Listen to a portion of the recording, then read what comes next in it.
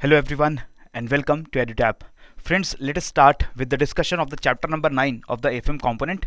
Chapter number 9 is related to the operational aspects of accounting entries that are made in the banks in India. Banks के अंदर जिस तरीके से accounting system को operate किया जाता है और जो अकाउंटिंग एंट्रीज हम यूज़ करते हैं उसी के ऊपर ये बेस्ड हमारा चैप्टर है। थ्योरेटिकल चैप्टर है, इसके अंदर कोई बहुत ज़्यादा ऐसे कंसेप्ट्स नहीं है जिन्हें हमें समझने की ज़रूरत पड़े, लेकिन there are some things that we have to memorize. कुछ चीज़ें अगर हम याद कर लें तो एग्जाम के अंदर हम एक या दो क्वेश्चन जो इस चैप्टर से पूछे जाते हैं, एक ही दो क्वेश्चन आते हैं, we can easily answer them. So let us start with this topic. First of all, accounting system जो बैंक्स के अंदर होता है उसके बारे में कुछ बेसिक बातें हम लोग समझ लेते हैं कि हर एक कंपनी की तरह बैंक्स के अंदर भी अकाउंटिंग हमारी एक्यूरेट और फ्री फेयर ऑब्जेक्टिव होनी चाहिए। ये बात बिल्कुल करेक्ट है, लेकिन आप समझ सकते हो कि बैंक्स के अंदर अकाउंट्स का बिल्कुल करेक्ट होना और अप टू डेट होना, this is very important. Why? Because banks they deal with the money of other people. Banks public की मनी के साथ डील करते हैं। इसके अलावा हमारी इकोनॉमी के अंदर जो भी ट्रांजैक्शंस की जाती हैं, बड़ी बड़ी ट्रांजैक्शंस की जाती हैं, एक बिजनेस दूसरे बिजनेस को पैसा दे रहा है या ले रहा है, कस्टमर्स के साथ जो भी मनी का इंटरचेंज हो रहा है, ज़्यादातर ऐसी ट्रांजैक्शंस जो हैं वो बैंक्स के थ्रू होती हैं, राइट? तो ये ट्रांजैक्शंस को बैंक्स जब रिकॉर्ड करते हैं वो बिल्कुल एक्यूरेट होना चाहिए और इसके साथ साथ वो टाइमली अपडेटेड रहना चाहिए, क्योंकि अगर बैंक्स में अकाउंटिंग एंट्रीज के अंदर अगर कोई भी गड़बड़ होती है, कोई मिस्टेक होती है, चाहे वो डेलिबरेट हो, जानबूझकर की गई हो, या फिर वो गलती से हुई हो, या फिर बैंक्स में ट्रांजैक्शंस को रिकॉर्ड करने को लेकर अगर कोई डिले होता है, तो आप समझ सकते हैं उससे बहुत ज्यादा प्रॉब्लम्स हमारी इकोनॉमी के अंदर आ सकती हैं। All the transactions that we do, वो ट्रांजैक्शंस हमारी हैम्पर हो सकती हैं और वो बिल्कुल हम नहीं चाहते हैं, ठीक है? तो इसीलिए बैंक्स के अंदर there is a special need that all the accounts they are very accurate and up to date. Clear है? इसके अलावा बैंक्स में there is a lesser emphasis which is paid on the books of prime entry such as journals. हमने अभी तक देखा है कि ज़्यादातर कंपनीज के अंदर, फर्म्स के अंदर जो भी हमारे अकाउंटिंग एंट्रीज इस्टेब्लिश की जाती है, वहाँ पर हम सबसे पहले एंट्रीज कहाँ करते हैं? हम लोग जर्नल्स में एंट्री करते हैं। जर्नल्स होते हैं जहाँ पर फर्स्ट टाइम एंट्री की जाती है किसी भी अकाउंटिंग ट्रांजैक्शंस की, और उसके लिए एविडेंसेस यूज़ किए जाते हैं जिनको हम बोलते हैं vouchers. Vouchers are basically documentary evidences. आपने कोई सेल की तो सेल का कोई बिल जनरेट हुआ होगा, तो उस बिल को वाउचर बना करके, प्रूफ बना करके हम एंट्री रिकॉर्ड करते हैं कि ये अकाउंट डेबिट हुआ, ये अकाउंट क्रेडिट हुआ और इतने अमाउंट से डेबिट या क्रेडिट किया गया है, ठीक है? इसके बाद ये जर्नल्स एंट्री को हम लोग पास ऑन करते हैं into the ledger accounts. Ledger accounts are basically the accounts of every single entity, चाहे वो कोई पर्सन हो, चाहे वो एसेट्स के अकाउंट हो, चाहे वो हमारे एक्सपेंस के या फिर इनकम के अकाउंट हो, उसके बाद वो जर्नल से एंट्री पास ऑन की जाती है अकाउंट्स के अंदर। लेकिन बैंक्स के अंदर हम क्या करते हैं? बैंक्स के अंदर हम जर्नल्स में एंट्री करना उतना इंपॉर्टेंट नहीं मानते, हम डायरेक्टली लेजर अकाउंट्स के अंदर एंट्री करते हैं। क्यों करते हैं ऐसा? आप समझ सकते हैं, ताकि एक तो टाइम का जो डिले है वो टाइम का डिले कम हो जाए and accounts up to date रहें। इसके साथ एंट्री में एरर्स होने की जो प्रोबेबिलिटी है वो कम हो जाती है, बिकॉज फर्स्ट आप एंट्री यहाँ रिकॉर्ड करेंगे, उसके बाद इसको ट्रांसफर करेंगे, सो हो सकता है कि आपके बीच में कुछ एरर्स क्रीप इन कर जाएं, उन एरर्स को हम ना होने दें।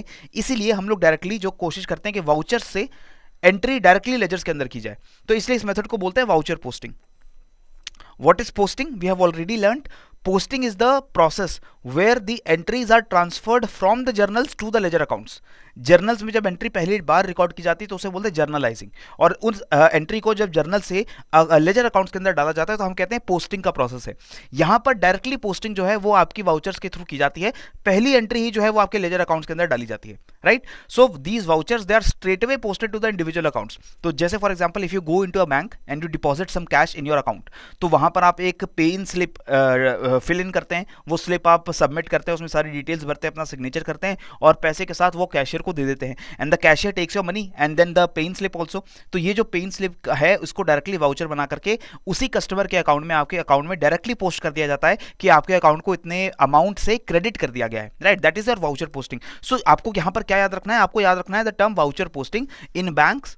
The voucher posting method is used to record transactions where the vouchers are directly posted to the ledger accounts without being posted first into the journal accounts, right? Journals, right?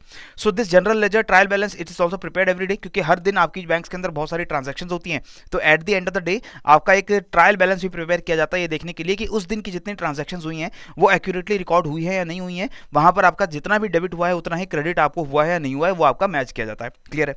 इसके बाद banks के अंदर mainly there are two types of transactions, cash and non cash transactions. Cash transactions very simply we can understand जहां पर cash, physical cash involve है। Banks के अंदर cash deposit किया जाए या विथड्रॉ किया जाए, ठीक है। इसमें यूजुअली एक अकाउंट जो इन्वॉल्व होगा वो आपके कस्टमर का अकाउंट होता है। कस्टमर अपने ही अकाउंट में या तो कैश डिपॉजिट करता है या तो विथड्रॉ करता है। इसके साथ साथ there are large variety of transactions which are non cash transactions, where basically cash की फिजिकल विथड्रॉल या डिपॉजिट नहीं होता है, अकाउंटिंग एंट्रीज के थ्रू ही कैश को एक अकाउंट से दूसरे अकाउंट के अंदर ट्रांसफर किया जाता है। फॉर एग्जाम्पल, अगर मैं अपने बैंक के अकाउंट से किसी दूसरे अकाउंट के अंदर पैसा ट्रांसफर करना चाहता हूं, and both of these accounts let us say they are located in the SBI bank. Okay, so what will happen, I will ask my banker, SBI bank, कि आप मेरे अकाउंट से पैसा दूसरे अकाउंट के अंदर ट्रांसफर कर दीजिए। यहां पर कोई फिजिकल कैश का मूवमेंट नहीं हुआ है, लेकिन जो एसबीआई के कैशियर्स हैं, जो बैंकर्स हैं, वो एक अकाउंटिंग एंट्री ही ऐसी पास कर देंगे, वो ऐसा अकाउंटिंग एंट्री रिकॉर्ड करेंगे जिसमें वो दिखा देंगे कि मेरा जो अकाउंट है उस अकाउंट को डेबिट कर दिया गया है और किसी दूसरे का अकाउंट क्रेडिट कर दिया गया है। इसका मतलब क्या हुआ कि माय अकाउंट हैज बीन, वहां मेरे अकाउंट से पैसा निकाल करके दूसरे अकाउंट के अंदर पैसा डाल दिया गया है। Right, so this is how the non-cash transactions they happen. Similarly, there are internal accounts as well. Banks के आपस में भी एक ब्रांच से दूसरी ब्रांच के बीच में जो ट्रांजैक्शंस होते हैं, they are also recorded in the non cash transactions. So you should know the difference between cash and non cash transactions. But what is important here, you have to understand the meaning of vouchers.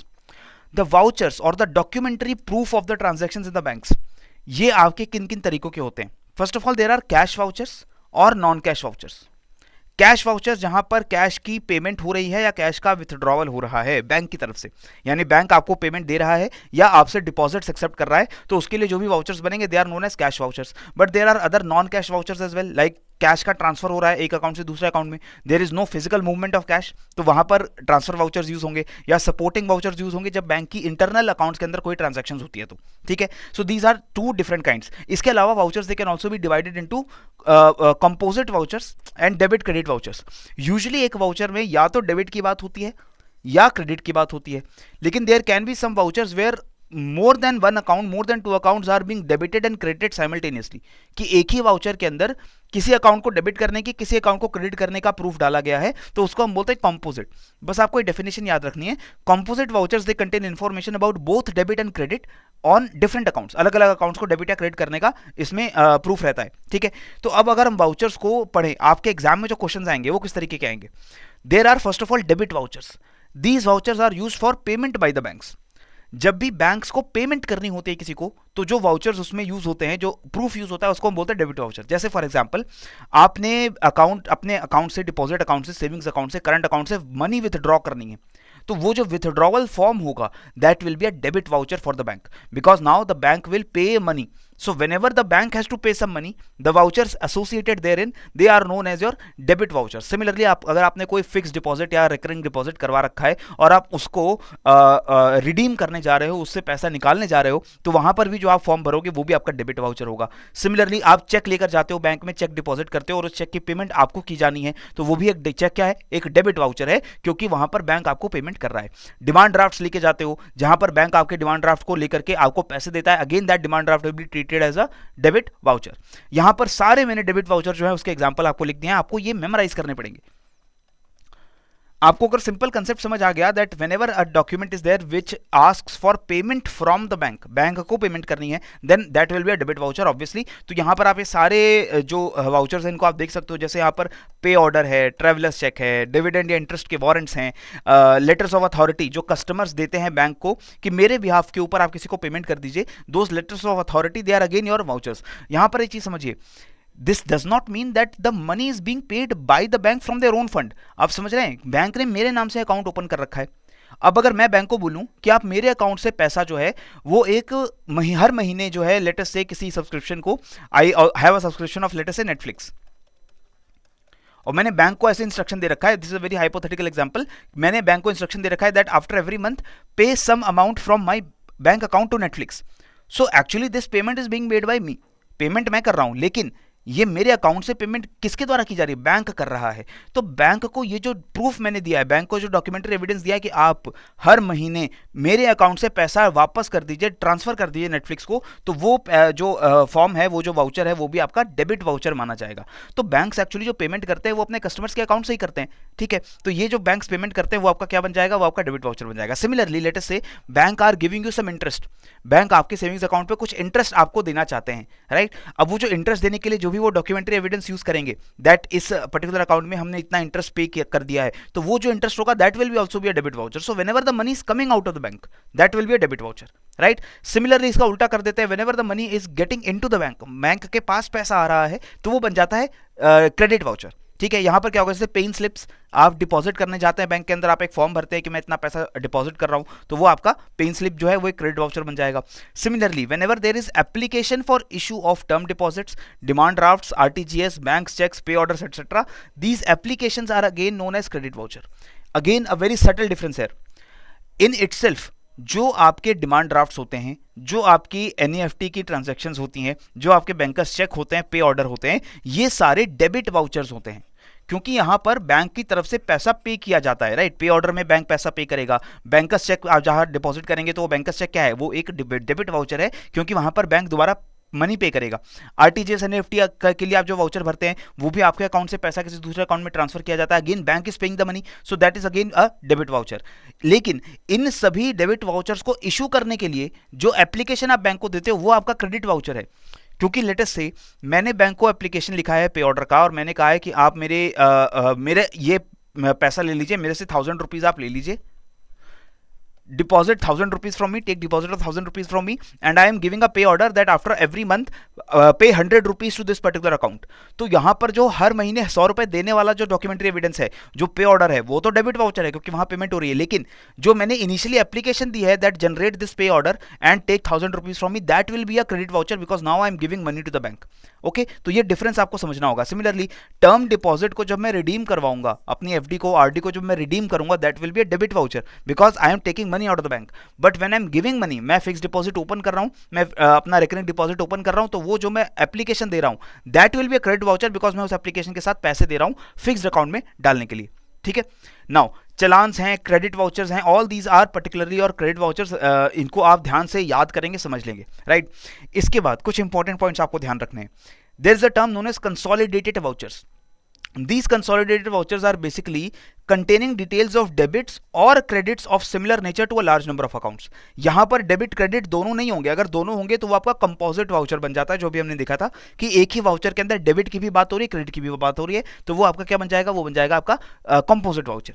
लेकिन consolidated voucher, what is this, when more than one accounts, multiples, hundreds or thousands of accounts are getting debited in a single transaction. Let us say for example banks pay you interest after every 3 months. ठीक है, quarterly basis के ऊपर आपको interest दिया जाता है आपके savings account के अंदर.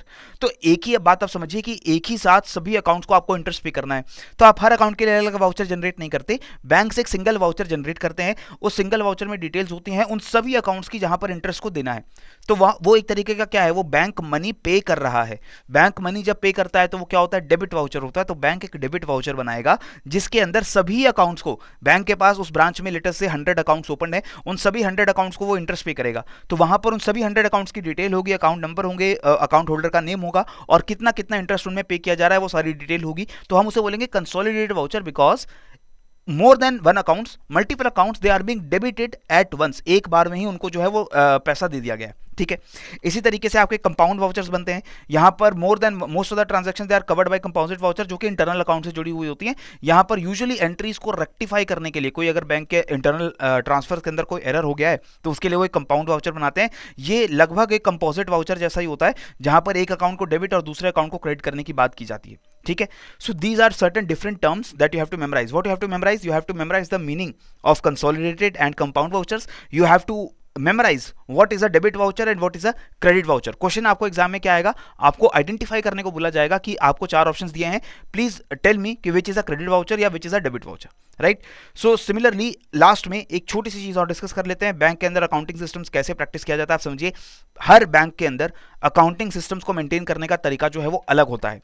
For example large banks, multi state banks like SBI, like ICICI private banks, ये ऐसे बैंक्स हैं जो इंडिया के अलग अलग राज्यों में बहुत सारी ब्रांचेस ओपन करके चलते हैं, और इसलिए हो सकता है कि इन बैंक्स की मल्टीपल ब्रांचेस के अंदर same time of accounting system use किया जा रहा है. लेकिन एसबीआई को अगर आप पीएनबी से कंपेयर करेंगे, आप दूसरे बैंक से कंपेयर करेंगे, तो दे माइट यूज सब different accounting methods, and that is why the reason is कि उनका हार्डवेयर अलग हो सकता है, उनके सॉफ्टवेयर जो यूज़ कर रहे हैं वो अलग हो सकते हैं, सिक्योरिटी लेवल्स बैंक के ऑपरेशंस को ध्यान में रखकर बनाया जाता है। कुछ बैंक्स जो हैं, कुछ ब्रांचेस जो हैं वो हाई वॉल्यूम ट्रांजैक्शंस को डील करती हैं, लेकिन कुछ बैंक्स जो हैं वो उतने ज़्यादा हाई वैल्यू कस्टमर्स को डील नहीं करते हैं, तो वो सिक्योरिटी लेवल को अलग अलग रख सकते हैं। तो इन सभी चीज़ों की वजह से अकाउंटिंग सिस्टम जो है वो अलग अलग यूज़ किए जाते हैं बैंक्स के अंदर। तो ये सारा चीज़ें हैं जो इस चैप्टर के अंदर बात की गई हैं। अब कुछ क्वेश्चन को अगर हम सॉल्व कर लें तो हमारी अंडरस्टैंडिंग बेटर हुई है नहीं वो हमें पता चल जाएगा। Let us look at this question. Banks follow an accounting procedure of voucher posting under which the vouchers are what. Voucher posting में हम क्या करते हैं? Vouchers are first posted in the general ledger and then to individual accounts in subsidiary ledgers. Vouchers are straightway posted to the individual accounts in the subsidiary ledgers. Vouchers are first posted in day book and then to the accounts in the subsidiary ledgers or none of the above. तो voucher posting हमने देखा है, vouchers are directly posted to the ledger accounts, right? So they are straightway posted to the individual accounts in the subsidiary ledgers. Directly subsidiary ledgers her customer का जो account है उसके अंदर आपके transactions को directly post कर दिया जाता है, ठीक है? Next, which among the following is not a debit voucher? क्या डेबिट वाउचर नहीं है? डेबिट वाउचर नहीं है इसका मतलब क्या होना चाहिए? क्रेडिट वाउचर होना चाहिए। क्रेडिट वाउचर होगा इसका मतलब बैंक्स पेमेंट जो है वो एक्सेप्ट कर रहे होंगे, डिपॉजिट एक्सेप्ट कर रहे होंगे। तो यहां पर देखते हैं, challans for deposits into accounts of central and state governments. Challans are being made for deposits into the central and state government accounts. तो ये जो चलान है इसमें क्या होगा? आप मनी बैंक को पे कर रहे हैं, बैंक से रिसीव कर रहे हैं, ठीक है? आप देखते हैं ऑप्शन बी देखिए, cheques issued by the customers. Customers ने चेक इशू किए हैं, अब वो चेक्स क्या यूज करेंगे? वो बैंक में पैसा पे करने के लिए होते हैं या बैंक से पैसा विथड्रॉ करने के लिए होते हैं चेक्स? ऑब्वियसली जो चेक्स हैं they are basically made so that banks can pay money to someone. तो ये जो मनी पे करने की बात होगी जब भी, तो वो क्या होगा? वो डेबिट वाउचर बनेगा, क्रेडिट वाउचर नहीं बनेगा, right? Drafts issued by other branches of bank payable at the branch. If any draft is payable at your branch then that means that draft is basically a debit voucher for your branch because again the bank is going to make the payment. Term deposit receipts presented for payment, again term deposit की receipt आप bank के पास ले गए कि मेरा term deposit का payment कर दीजिए, तो यहां भी पेमेंट हो रही है, क्या बन जाएगा? ये डेबिट वाउचर। यहां भी पेमेंट हो रही है, ड्राफ्ट जो है वो बैंक पे पेएबल है, तो ये भी आपका डेबिट वाउचर है। चेक्स कस्टमर्स ने इशू कर दिए हैं, these cheques will be used to again withdraw money from the bank, again this is a payment so it is a debit voucher. So जब भी आप डिपॉजिट्स कर रहे हैं, यहां पर लिखा भी हुआ है डिपॉजिट इनटू द बैंक, तो जब भी आप बैंक में डिपॉजिट करेंगे तब वो आपका क्रेडिट वाउचर बनेगा और आपका आंसर बनेगा option number A, challans for deposit into accounts of central and state governments.